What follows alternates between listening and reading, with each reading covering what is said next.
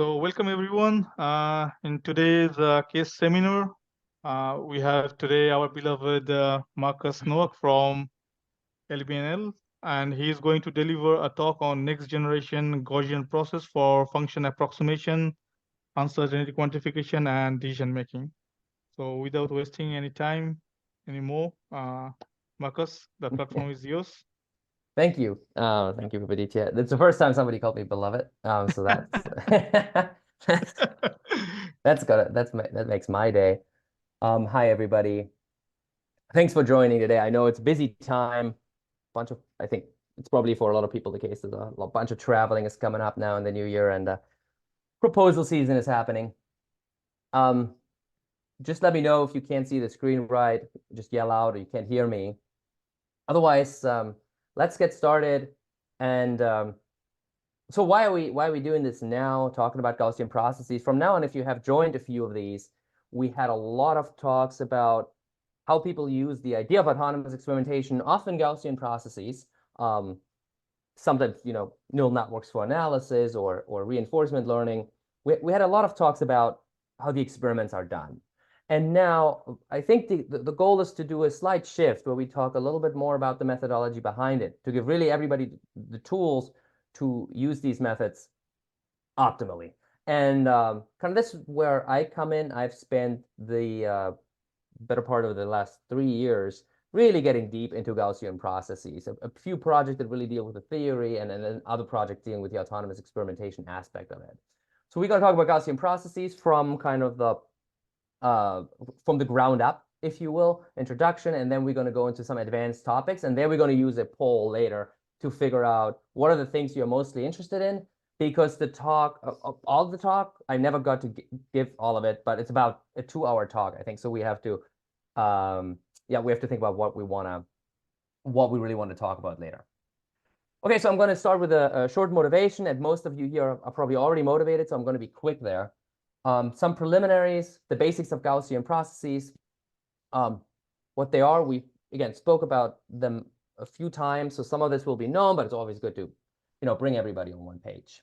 Then we're going to talk quickly about standard, sometimes called vanilla GPs, and why they are sometimes good, but sometimes really not so good, and how that affects what we're doing when we make decisions based on a Gaussian process.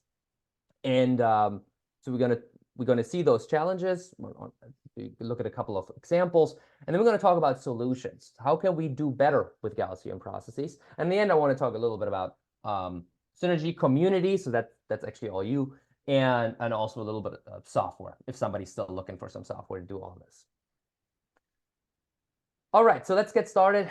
The kind of ultimate motivation for all this work is really summarized by this one figure.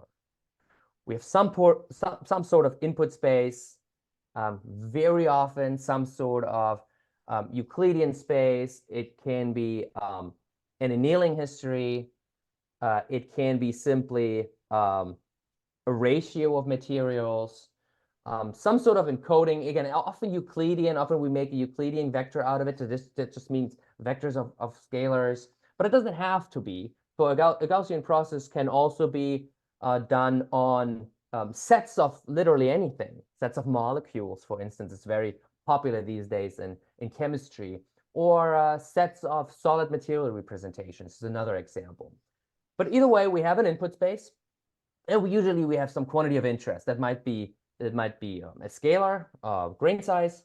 It might be a pretty high dimensional, like a spectrum, even like a 1-dimensional or 2-dimensional, 3-dimensional spectrum. So these are stored by many scalars. But we have in any case a quantity of interest.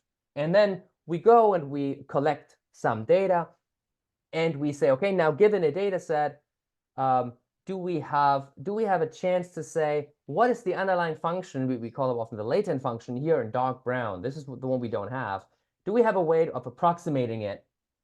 And also, do we have a way to know how good that approximation is? And this is what Gaussian processes are really all about. And without yet talking about any sort of details how it does it, but we can already look at some application areas where this is important. And one pretty common one is tuning scientific instruments. And in this case, this is a particular application here that comes from the Molecular Foundry at Lawrence Berkeley National Lab.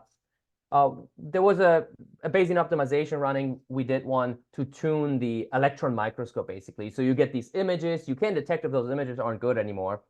So the aberration changed. And now you want to automatically kind of correct for this without a person. You have a neural network that can tell you how good the image is. And you can run Bayesian optimizations regularly and kind of very cleverly figure out what aberration is going to be good for the electron microscope so that you get the optimal images.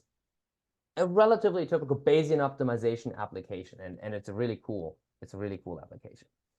Of course, another one, and that's the reason most of us, I believe, are here, is autonomous experimentation. Here we look at a GSAX experiment, but we all know, we heard of a lot of other examples here. In this case, you have a synchrotron beamline. We have an X-ray. We hit a sample. The sample is made somehow. The instrument has certain settings we can control. We span this parameter space. Again, most often Euclidean, but doesn't have to be.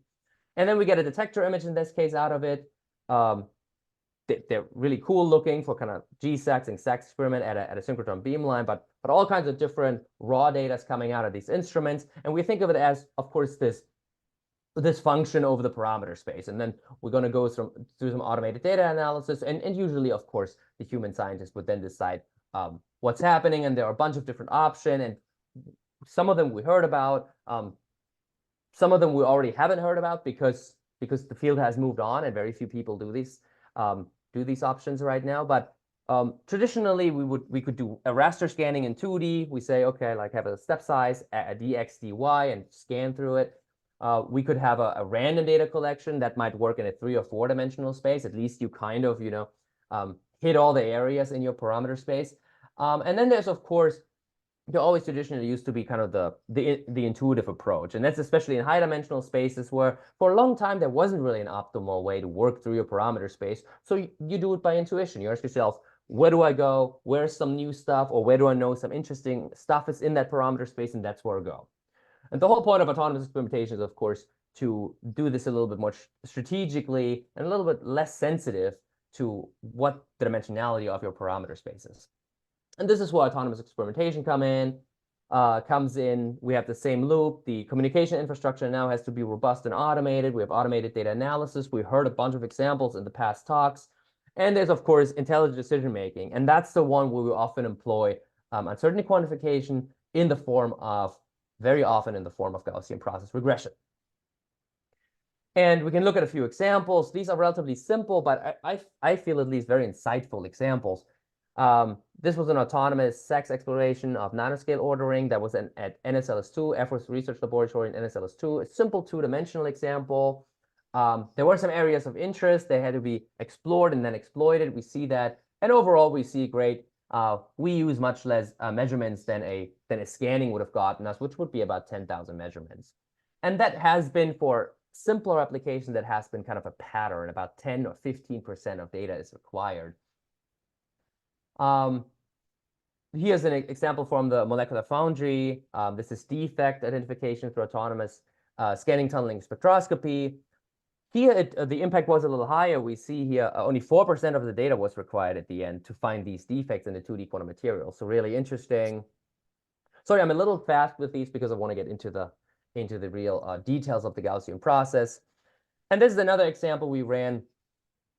This is infrared spectroscopy that is at the ALS in Berkeley. Also a really great example where Gaussian processes can be really used to steer this autonomous experiment very well. Every time when a spectrum comes in, you look at the uncertainty of the spectrum. You can do dimensionality reduction. You look at the uncertainty, and you go where uncertainty is high, or possibly where reference spectrum is very likely to be located. So it took quite nice application here. Beyond autonomous experimentation, there are, of course, other applications of Gaussian processes. In this case, we have a project that is about early prediction of how a battery is going to perform as you test it. Battery testing itself is really true to the word stochastic process. It's really stochastic. Those batteries do not, even if you use basically what is supposed to be the same battery, they might not test the same way. So there is a stochasticity in the system we just can't get rid of. So a Gaussian process gives us the chance to kind of learn this underlying generating function and ideally quickly say, hey, I found the function, you can stop testing. So just another great application. And where it's often happening, and I'm part of a project as well, is climate modeling. You have big climate models. The stations are all over. Lots of downstream software or people who want to interpret climate kind of maps work on equidistant grids, so Cartesian grids. So you somehow have to, in this case, interpolate. Sometimes the task is extrapolation. But climate models are a really good example where Gaussian processes are also really, really popular beyond autonomous experimentation. So I want to pause here real quick. We just went through a couple of applications, but I want to make sure that everybody's on board, or if everybody has any burning questions, that they get the chance to ask them.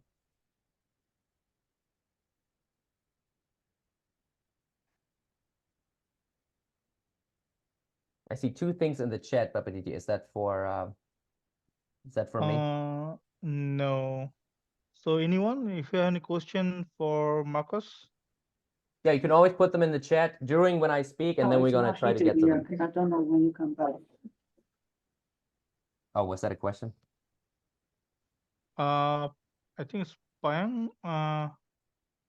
Is there a question or? No question. Okay. Okay, let's move on. Let's get into Yeah, sure. the preliminaries and what the basics are of Gaussian processes. All right, my favorite part, I would say, getting into Gaussian processes. So Gaussian processes are really part of the larger family, what are called stochastic processes.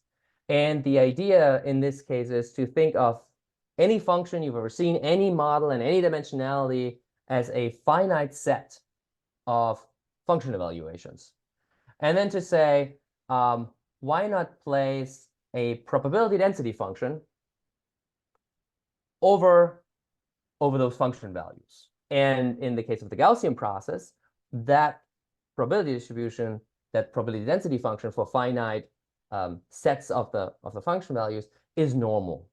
And this is where the Gaussian process gets its name from. For this, of course, we have the well-known function at the top of a Gaussian density. We need a covariance matrix. This is where the kernel comes in. But the kernel also comes into defining in kind of a basis function style what functions we could possibly recover at the posterior mean. So the underlying function space is also defined by the kernel.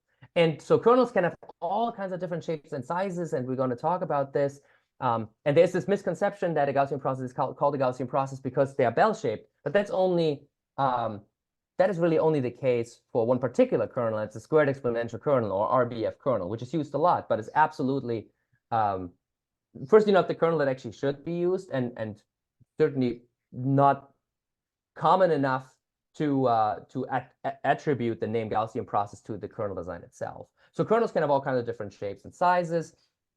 They all depend on a set H of hyperparameters. And those hyperparameters are free parameters, and they can be trained often by maximizing a log marginal likelihood of the data that was observed. And once H, the hyperparameters, are trained, we can then do conditioning on the data. We get a posterior mean, we get a posterior variance, and those are the two things we really want, because we can make decisions based on what we already know about the function in form of the posterior mean, and the uncertainty in the and this is the posterior covariance.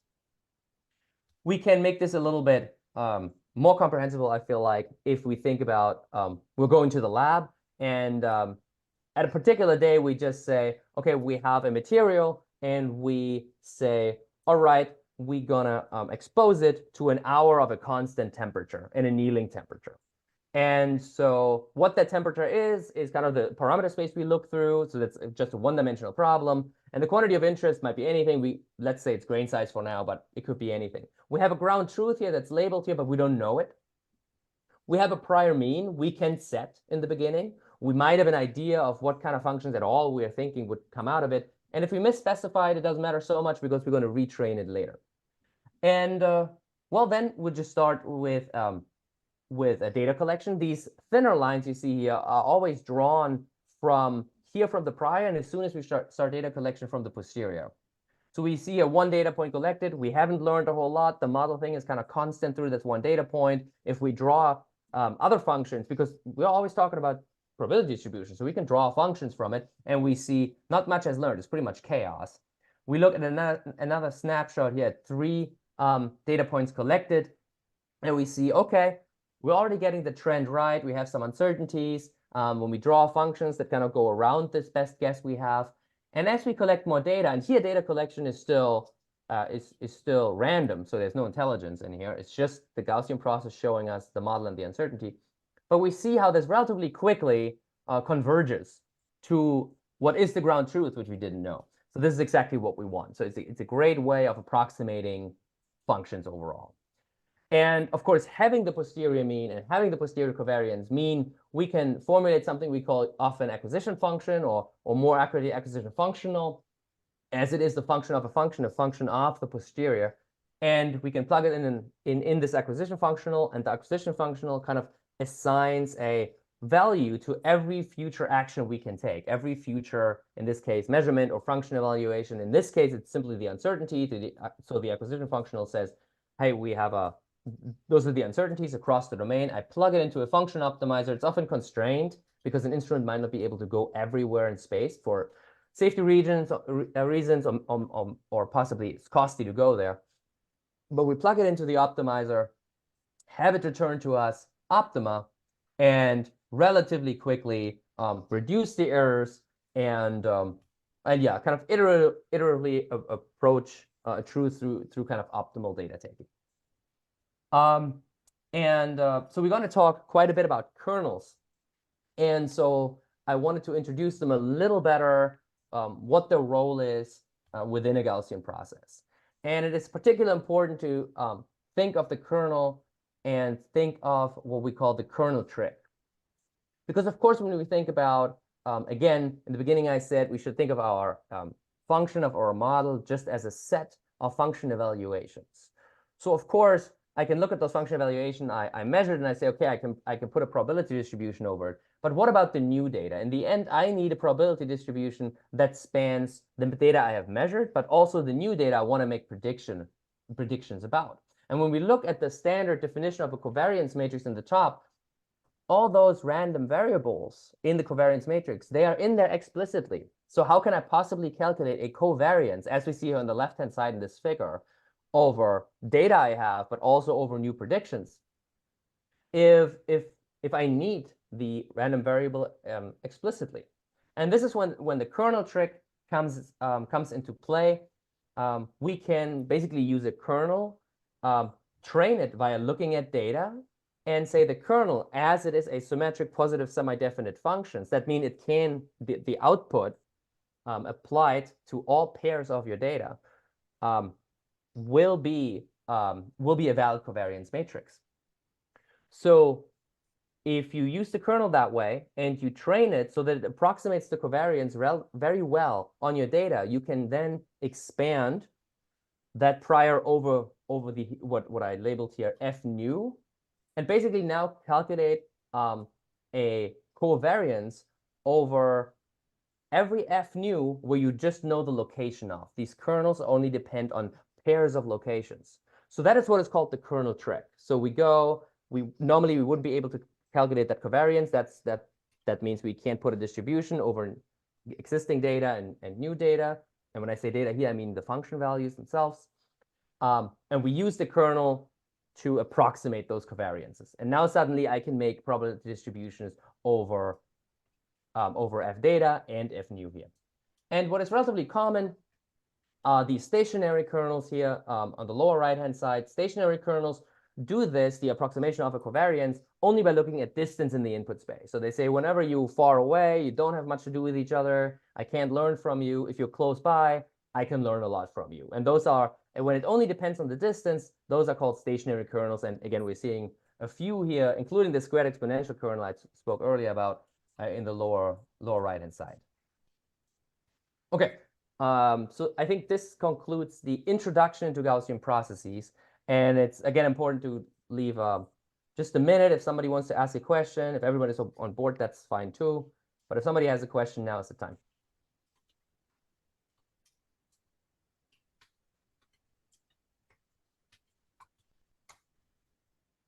Anyone has a question? Anything is fine. Anything about Gaussian processes or before. Just want to make sure everybody's on one page.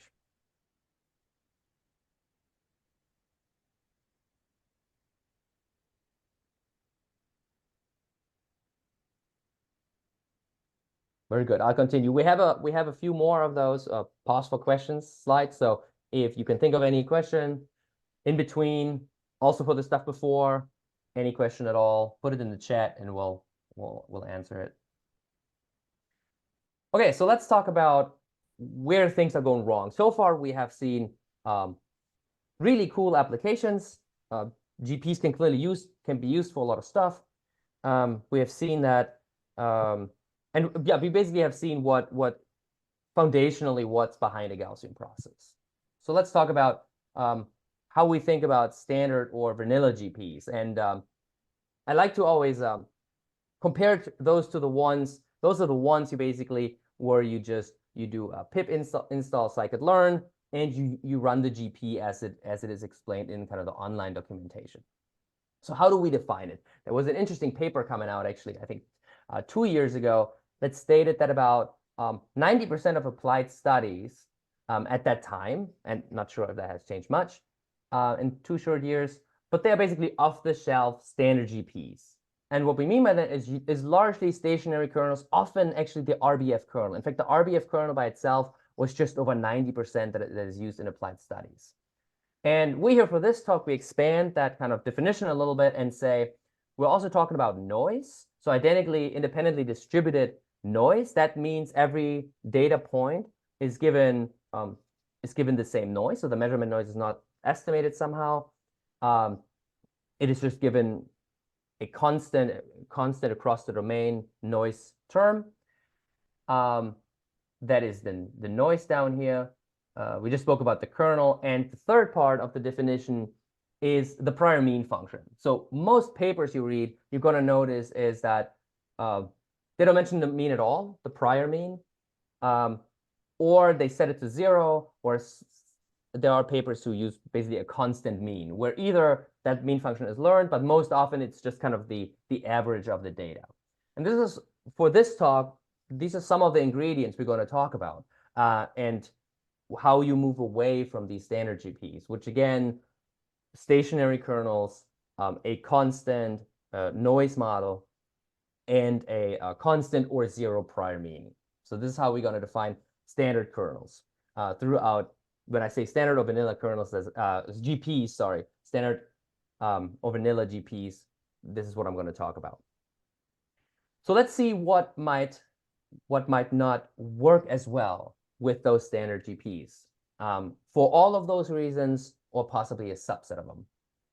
Let's have at first a look at on the left-hand side. We have the United States. We see the mountainous regions of the West. We see kind of more on the right-hand side, center and right. We see the Great Plains is all relatively flat. And then we run this, standard GP, and we look at the uncertainty. And the uncertainty is a little interesting. So we see that the uncertainty is clearly high where there is no data, which is where all the kind of blue dots are.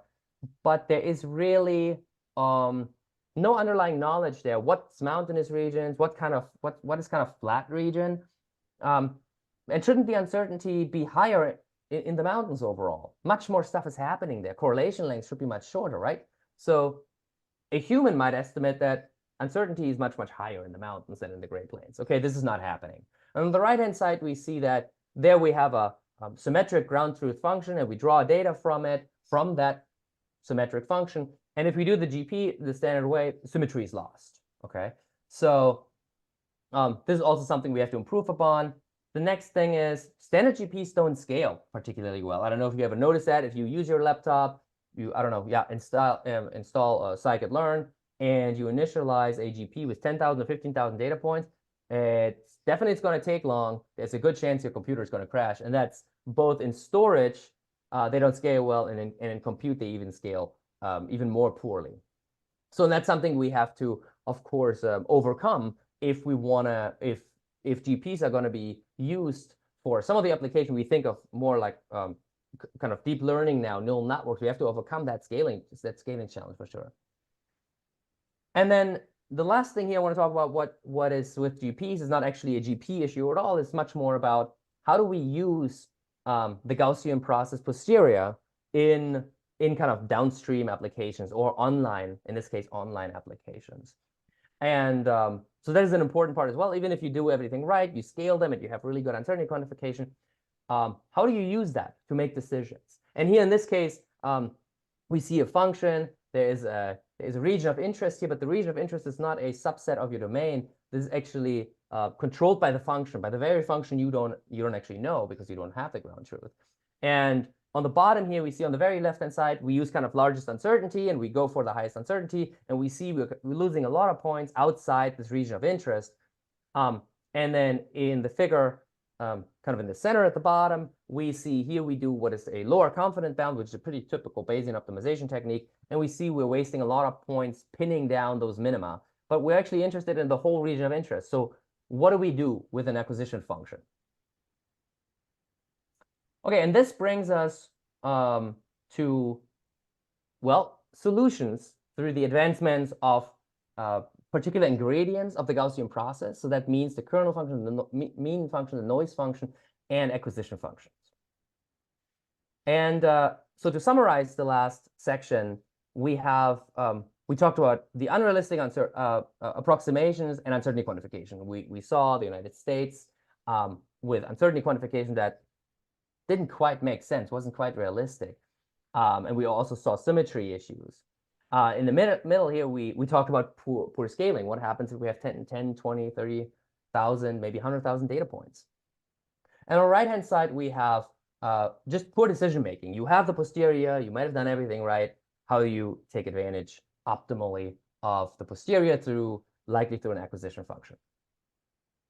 And so, and this is all what would normally come in this talk. And again, we won't quite have time to go through all of these.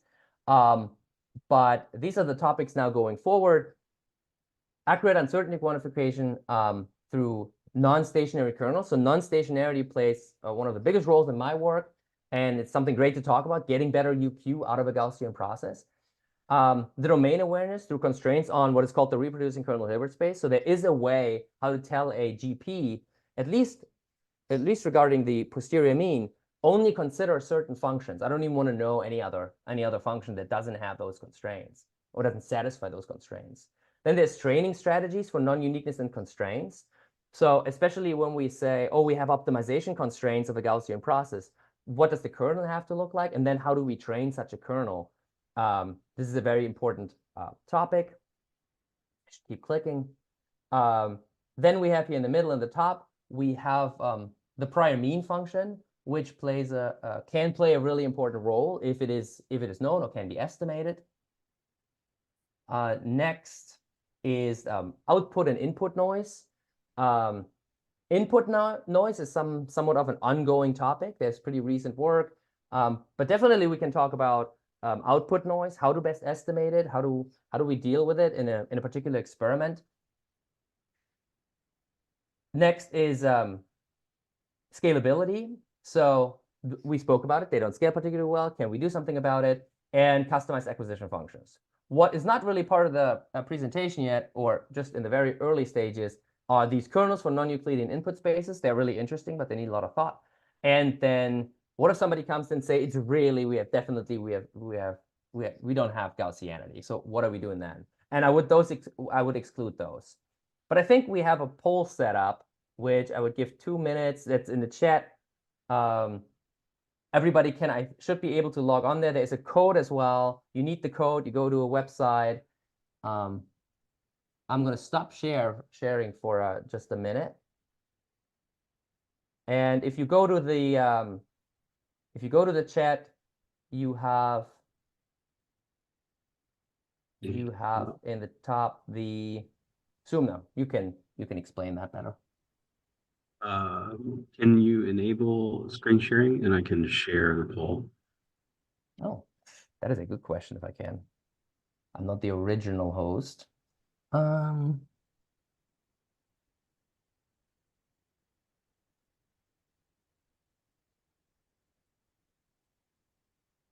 Mhm. Did you, if you could enable? Okay, let's at first deal with the issue. Everybody, you can go to the chat, and then there is a link in there to slido.com. I guess we can copy that again and paste. Slido.com. And there's a little code you put in, and then you can be part of the poll, and that poll will control which of those, I guess, 7 topics we'll cover. But I wanted to definitely go through all the topics just kind of in an introductory fashion so that you know what you can contact me about in case you're interested in a topic we won't have time to talk about. And now let's see if I can. Advanced sharing options.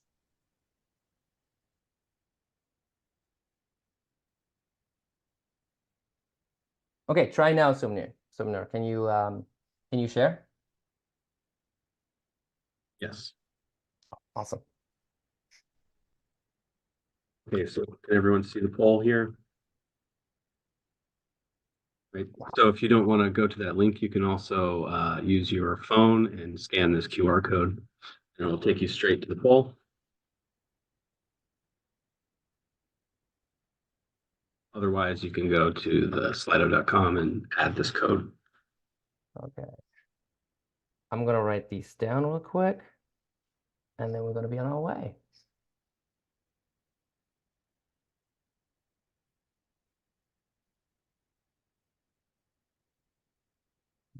Oops. Wow, the scalability is all the way down there. Okay, I won't bother you then with the scalability. Very good. So it seems like we have prior mean, oh wow, this just jumped. Okay, we have still the mean, then the acquisition function, then better UQ. Oh, scalability jumped up. Thank you. And scale, and then actually scalability, interestingly now. Scalability. Okay, and we'll try to get through the top 4, which prior mean, acquisition function, UQ. Oh, wow. Unpredictable. Okay, still the same top 4. Perfect. Thanks, everybody. Let's get to it.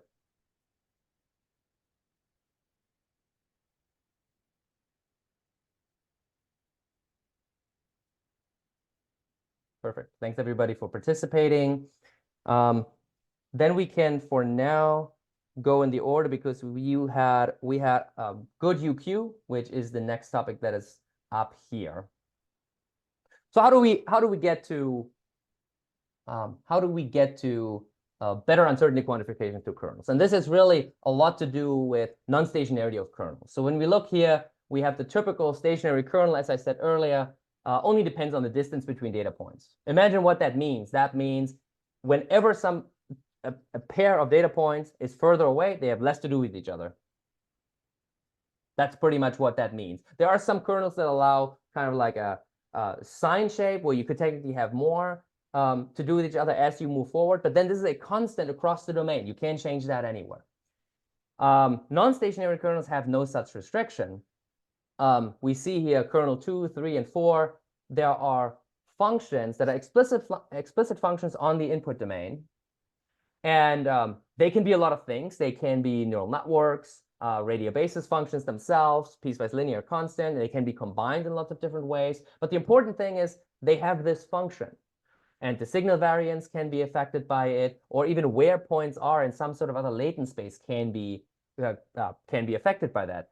Kernel 2 here is really popular in the climate sciences. Kernel 3 is, when G is a neural network here, is the very motivation for deep kernel learning. And kernel number 4 is just a cool kernel that is valid. F can be anything, and actually plays a role in a bunch of other kernels, for instance, in 2. So there we have non-stationary kernels. They do not anymore depend only on the distance. They depend on the explicit point positions of the 2 points the kernel is applied to. So now look at, let's see what that does. We talked about the United States. We talked about that the uncertainty is kind of unrealistic. Can we recreate that same thing firstly in 1D? Can we do this? So I make a function here, and orange is your ground truth function, and blue is the approximation. And the function has kind of three, kind of three regions. A left one where we have this kind of wiggly high frequency component, a right one where we also have such a component, and in the middle we don't have it. It's pretty smooth. And we look into these three regions, and we see exactly what we discussed before, where if the points are about the same distance apart, the uncertainty does very similar things, even though we would think you can pin the function down better in this middle region that's relatively smooth. So this is what we want to do. Solution, again, non-stationary kernels. We see the examples I just showed. Stationary kernel, this is a matern kernel here, left-hand side. And we see that's exactly where the problem comes from. In the middle, we have what we call a parametric non-stationary kernel. So we saw that kernel before. This is f of x1 times f of x2 times any stationary kernel. And in fact, in this case, it's the stationary kernel from the left.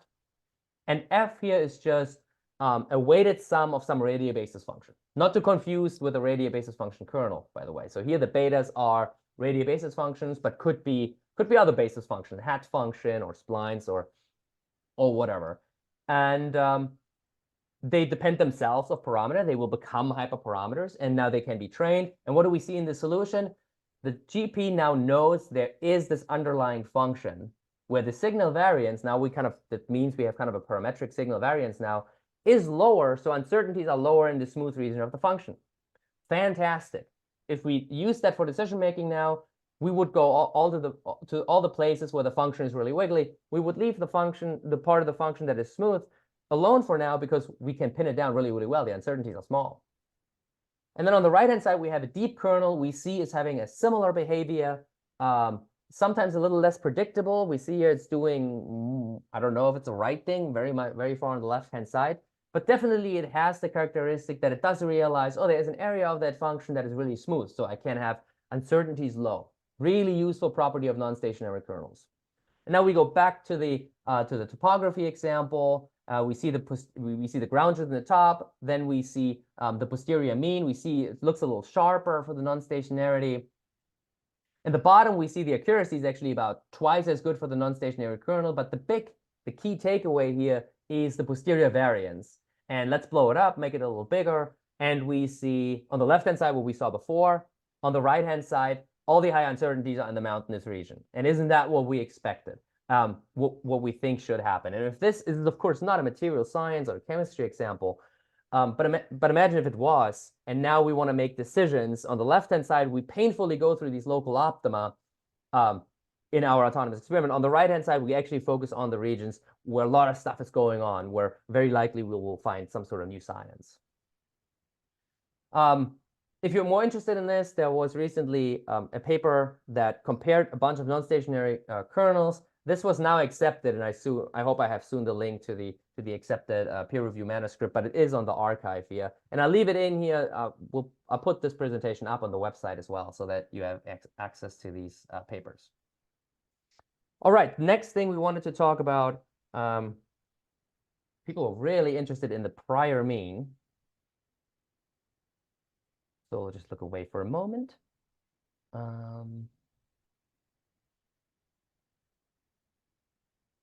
This is the prior mean. Yes. Okay, the prior mean of the GP, we spoke about that earlier. So when we set up the prior, which is very much at the core of a Gaussian process, there is a prior mean. So I can actually shift around that prior in space, but it's very rarely used. It's usually, again, set to a constant or set to 0 even. But it is really useful if you have some knowledge of the ground truth you're expecting. So in this case, this is just a synthetic function. It's a ground truth. Here we have a constant prior mean. And you look at this example and you see it's not a terrible approximation, but sure, it's also not great. It has a lot of kind of artifacts. And now we define a prior mean here. And of course, this is the very lower right-hand corner here. We have a prior mean. And of course, I know that this is a very informative prior mean, but it does drive home the point that if you know a prior mean, put it in the GP, because as you can see in this case, and again, it's a very informative prior mean, but in this case, the result, so which we are looking at the posterior mean, of course, the result of the Gaussian process, almost indistinguishable from the ground truth. So prior means are a really fantastic way of informing your experiment. And that was used in a couple of examples. I can't show them all, but in this case, it was all about alloys. The space underlying alloys is hugely high-dimensional. There is a theory model. It's called the Clemens model. In this case, it was called the Clemens model, and it can be inserted into a Gaussian process. And the key takeaway is that uncertainties are we see it in the lower box, are about a fifth of what they are when you don't have access to that prior mean. And that is a big deal. A fifth of the uncertainty is a big deal for decision-making and also for interpretation. What is happening across the set of those alloys? And then there was another example here that we ran at Brookhaven National Lab. And I think Aaron is even in the audience, I saw, so he could speak about this much better. It is about growing crystals. It is about doing so when they're exposed to some annealing history. And so annealing history, of course, can of course be encoded as a relatively high-dimensional Euclidean space, right? If you have certain time steps, and each time step you define a temperature. And of course, in that case, if you have a prime mean, that is really, really useful knowledge. And we see here in this example, left versus the middle, that the Gaussian process can use that prime mean really, really well to very quickly hone in on kind of like your optimal crystals. So a really great application area as well of the prior mean. Okay, before moving on, I want to give people, because they chose these two topics, even though they weren't, the mean was number 1, and I think last time I checked, UQ was number 3. I want to give, especially people who voted for those, give the chance to ask questions if anything wasn't clear. Otherwise, I think we will also have maybe a little bit of time at the end.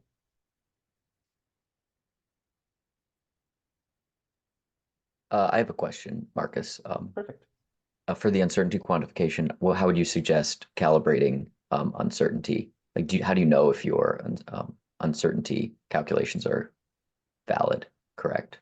However you want. Great. Yeah, so first of all, so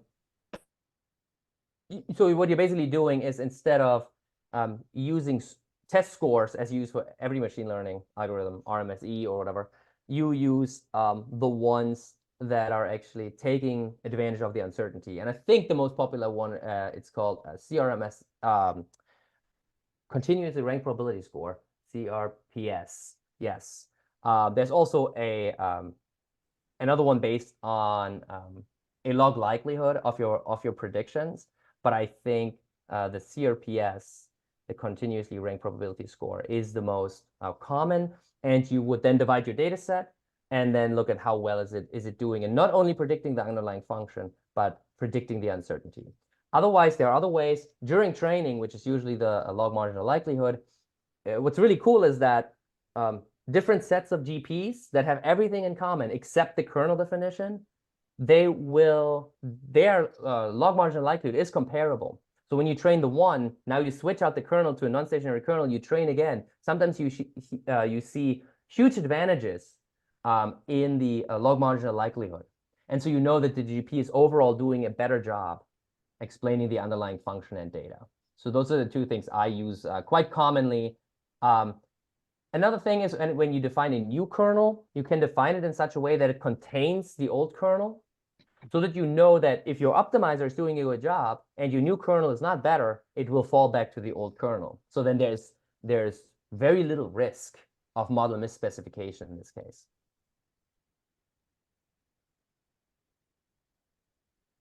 I hope that helped. Very good. Now let's talk about,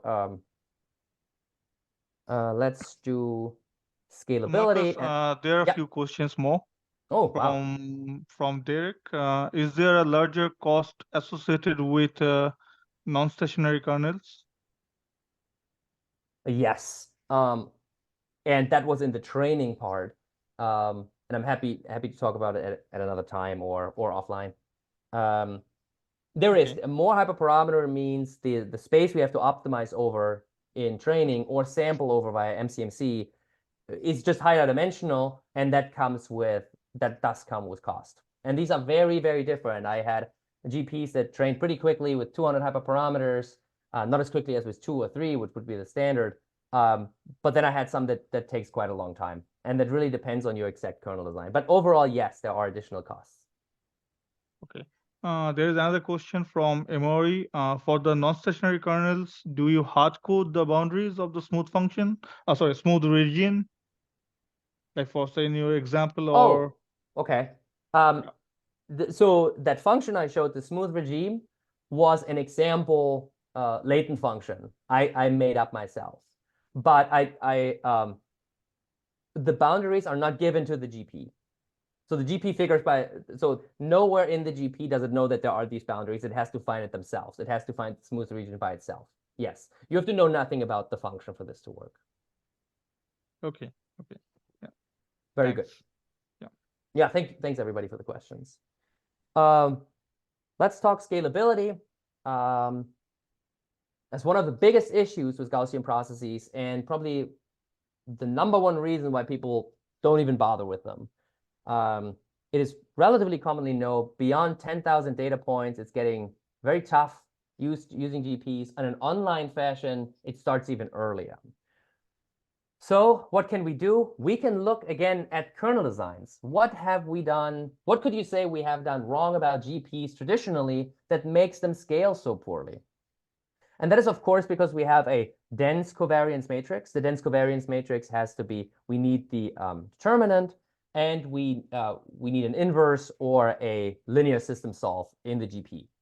So what if we simply said, let's give the Gaussian process the power to find sparsity if it is there naturally in your data set? And this is the idea behind the project here. I want to quickly show. We say, okay, since we're already working with non-stationary kernels, why can we not give non-stationary kernel also the ability to be what is called compactly supported? So not only do they drop far down to almost 0 in areas where data is simply not correlated, but we actually say, no, we give it the power to actually drop to 0. You actually now allowed, the GP is simply allowed on a high level to say certain data points simply don't learn from each other. And that is not constant across the space. That is evaluated for each data pair that goes into the covariance matrix. So we do this by using these so-called bump functions that are multiplier in applied math. And we say, okay, if we give this GP the flexibility to find that out for itself, maybe we don't have to do much else. And that's largely true. This way already, with a lot of modern data set, you get an enormous amount of sparsity. And once you have sparsity, now, of course, log determinant, what you have to compute, and linear solves are much faster to compute. If you want to go real high, you can now say, in terms of data set sizes, you could say, okay, I can pair that easily with distributed computing. I can say I have my huge data set. I say I split it up across a bunch of domains. They all the nodes get, of course, the same kernel. The kernel is being evaluated. You get batches of the covariance matrix out of that. They are sparse because you use the sparsity, what we call a sparsity discovering kernel. And now you send them back to a host. The host assembles the big covariance matrix. Again, it will be sparse. And you do downstream computations. Again, a linear system solve and a log determinant. And that you can combine with kind of smart training ways through MCMC, where you can basically, you have a set of those bump functions, and the bump function can be placed in the domain where things are correlated. And you can basically regularize that whole thing by saying, okay, my MCMC can actually turn off certain bump functions. And then you can just go with a lot of bump functions, and it turns the ones off it doesn't need. And so what has that given us is actually, as far as I know, the largest GP that was ever run that is exact. It counts as exact because all you do is you work with the kernel. You don't actually mess around with a smaller data set like in inducing point methods and consider subsets of data. We basically leave all the data as it is. You basically just have a kernel that allows it to discover sparsity, and you can scale up GPs really, really well. And again, I'll put these links on the website for you to have a look at this. And the last thing people wanted to hear, and I think this will fit just fine, is the acquisition function. Oh, and it's actually right here. Perfect. And the acquisition function, again, we saw this example earlier. We have the region of interest. The region of interest, again, is not a subset of the domain, a given subset of the domain. It is defined by, in this case, the function being lower, the latent function, we don't know that latent function, being lower than a scalar b.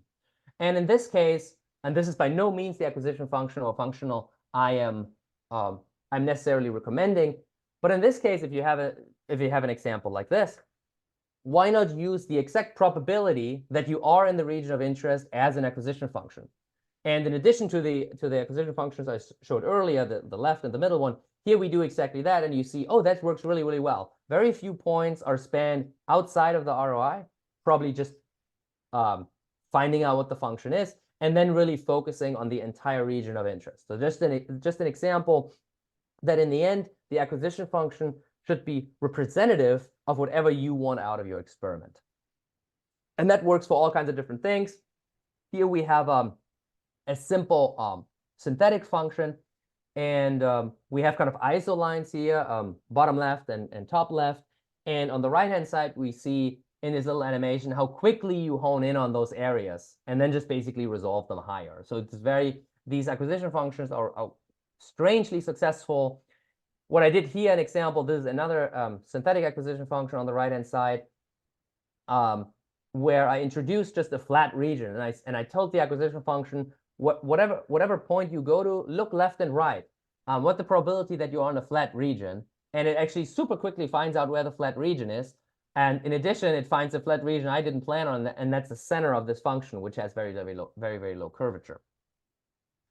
In addition to really encoding what you want out of an experiment, what areas would you be interested in if you knew the latent function? In addition, we can have cost functions defined on the acquisition functions. Cost functions can be quite complicated, so they can be functions on the input space times input space. So from where do you go to where do you go in the input space? Very common are local cost functions, so where a cost is associated with motion. They're used quite a bit. And of course, those cost functions can be learned. And then you're always going for, if your acquisition function is the value of a future measurement, the cost is a cost, then you always, now if you plug that in an optimizer, you always go for places where that ratio is highest. So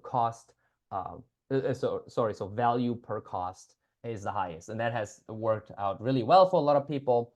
There are a bunch of examples, but I did want to leave some time for questions.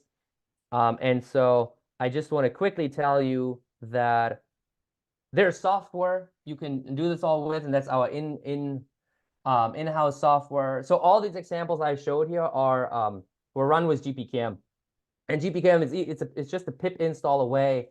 And so GPCam's whole point is to be as flexible as you possibly want to be with a Gaussian process.